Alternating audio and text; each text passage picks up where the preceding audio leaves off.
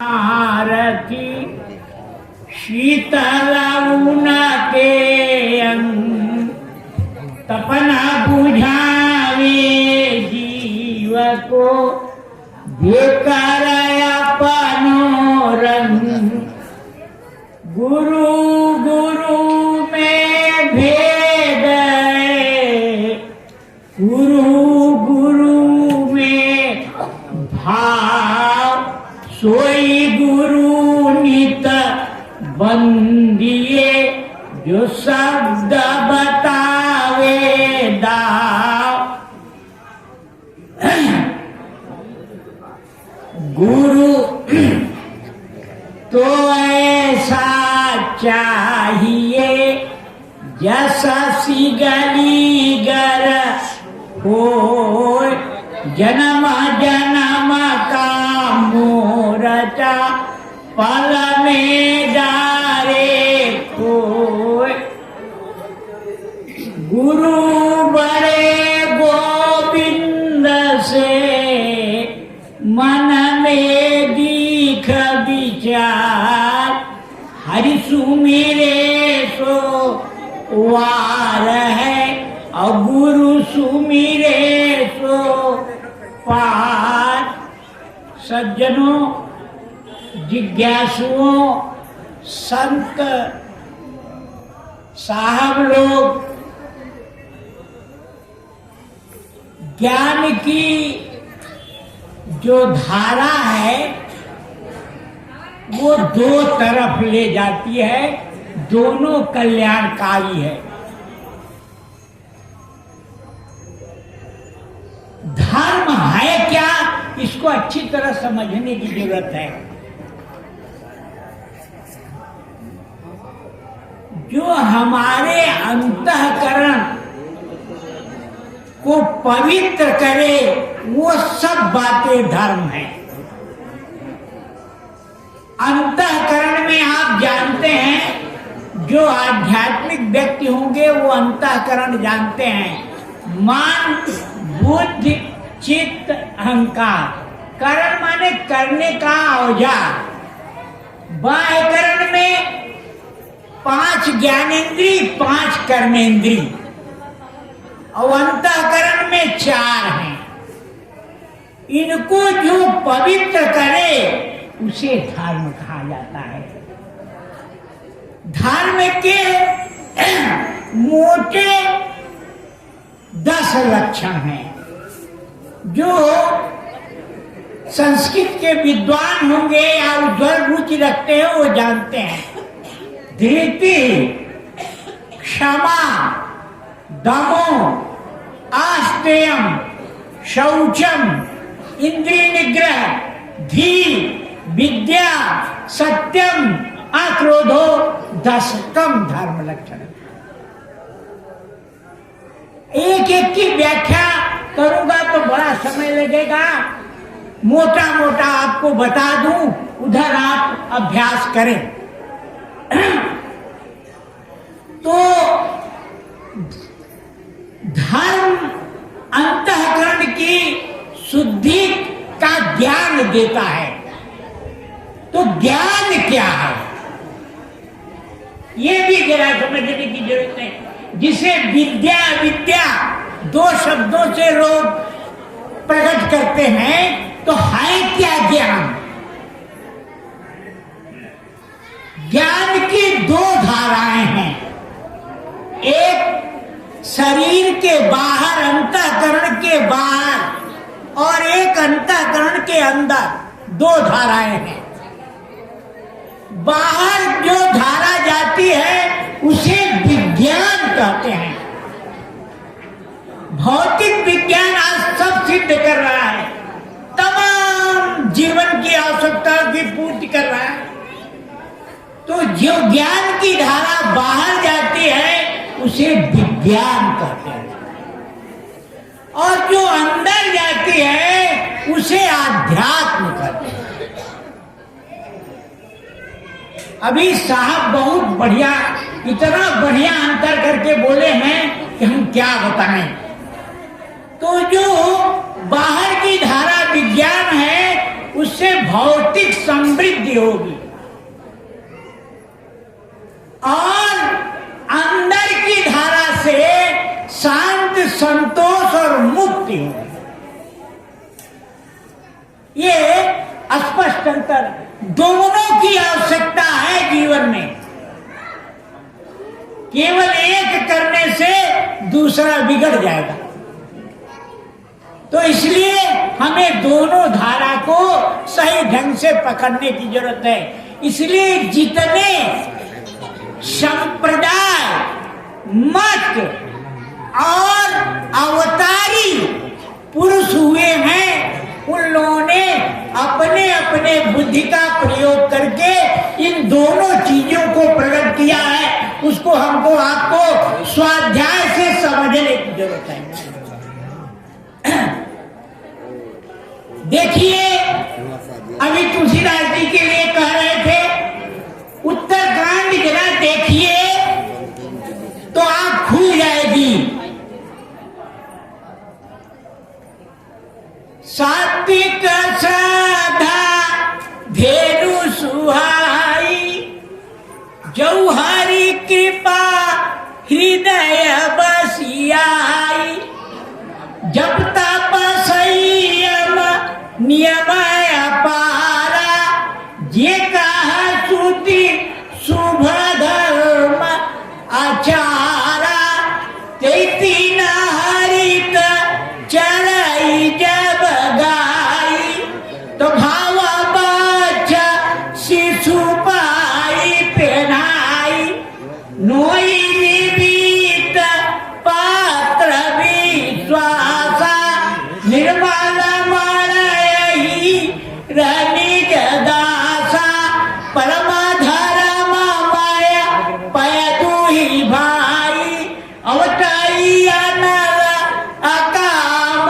बनाई, धृत समझावन देई जमाई, मुदिता मथई विचार मथानी, तब मथी काढ़ी ले नवनीता। तो मेरे भाइयों, चाहे सनातन धर्म का वेद धर्म हो, चाहे पुराण धर्म हो, चाहे स्मृतियां हो, सबकी अध्ययन करने और समझने की आवश्यकता है। उसमें से जब जब देश काल और परिस्थितियां बदली हैं, तब तक ऐसे अवतारी पुरुष आए हैं जो अपना अपना दर्शन दिए हैं। उसी से संप्रदाय बने और तमाम झगड़े शुरू हुए। तो ज्ञान की जो अंतः धारा है, उसके लिए आज हम लोग यहाँ आचार्य गद्दी बरैया पर प्रकट हुए हैं, उपस्थित हुए हैं, आए हैं। वो अध्यात्म की धारा संतों में सदगुरु कबीर साहब ने बहुत सहज मूल रूप से ये जो हमारे गुरु धाम से आया हुआ धारा है, नाम प्रकाश, एकदम उज्जवल सरल भाषा है। आपकी सब भ्रम भ्रांति संशय सब मिटा देगा। बहरहाल किसी अच्छे जानकार के शरण में बैठ करके उसको समझें। तो दो धाराओं को आप समझें, संप्रदायवाद में मत जाएं। संप्रदाय में जाएंगे तो झगड़े पैदा होंगे और उसमें की मूल चीज लेकर के आप जीवन को ले चले। मदन साहब का जो सिद्धांत है, वास्तव में हम तो एक सोरठा में बिक गए। पहला नाम प्रकाश का सोरठा, नाम जिसको मैं 5 वर्ष ये आपके प्रयाग में शंकराचार्य जी के यहाँ रह करके दुनिया भर के जगह घूम घाट के जिसको नहीं सिद्ध कर पाया, उसको केवल एक नाम प्रकाश के सोरठा से हमारी बुद्धि उज्जवल हो गई। क्या नाम निरंतर जीव, वह परमात्मा बिना अंतर के जीव के अंदर है। अगर इसे विज्ञान की भाषा में समझा जाए तो वास्तव में जो कुछ भी है उसके सूक्ष्म तत्व भी हैं और सब हमारे आप में समाहित है। तो परम चेतना परमात्मा हमारे जीव के अंदर समाहित। किसी भी जीव को, चाहे चींटी है चाहे हाथी है, सब में वो समाया हुआ है। नाम निरंतर जीव सर्वभूत प्रकाशिया। क्षीर कितना बढ़िया प्रमाण है, मोटे बुद्धि के लोग भी समझ सकते हैं। क्षीर माध्य जस घी, जैसे दूधे में घी छिपा बा, उसी तरीके से हर आत्मा में परमात्मा छिपा है। और मिलेगा कैसे? ज्ञान मथनी गुरुमति मिले, बिना उस विषय के आध्यात्म के पूर्ण ज्ञाता के वो नहीं प्राप्त होगा। तो मैं ज्यादा दूर तक आपको नहीं ले जाऊंगा। अभी मैं इन दिनों बुद्ध के दर्शन को, जो अम्बेडकर ने लिखा है, 1 महीना खूब अध्ययन किए। कहते क्या है, 4 तत्वों को मिला के चेतन पैदा हुआ। ये बताइए तत्वों में वो चेतन शक्ति आई कहां से? जो चौथा चेतन तत्व तैयार हो गया, जिसको बुद्ध मान के, और पूरा आपके वेद पुराण का पूरा सब बुद्धिवादी दर्शन है। अरे आपके ही दर्शन को लेके खट दर्शन है कि नहीं? द्वैत, द्वैताद्वैत, शुद्धाद्वैत, अद्वैत, विशिष्टाद्वैत, द्वैत, ऐसे ही ये बुद्धिवादी दर्शन है। अगर खूब बारीक विवेक से स्वाध्याय करके, समझ करके, मनन करके, चिंतन करके, गुरु की शरण में बैठ करके, अभ्यास करके आप देखेंगे तो सब स्पष्ट हो जाएगा। बुद्ध का अष्टांग, पतंजलि का अष्टांग खूब मिलाइए तो पतंजलि क्या कहते हैं?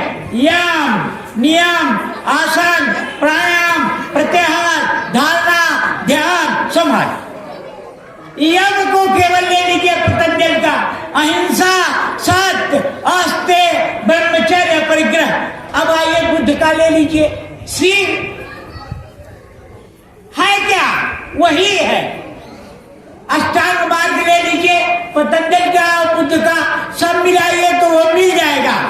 सम्यक दृष्टि, सम्यक वाचा, सम्यक आजीविका।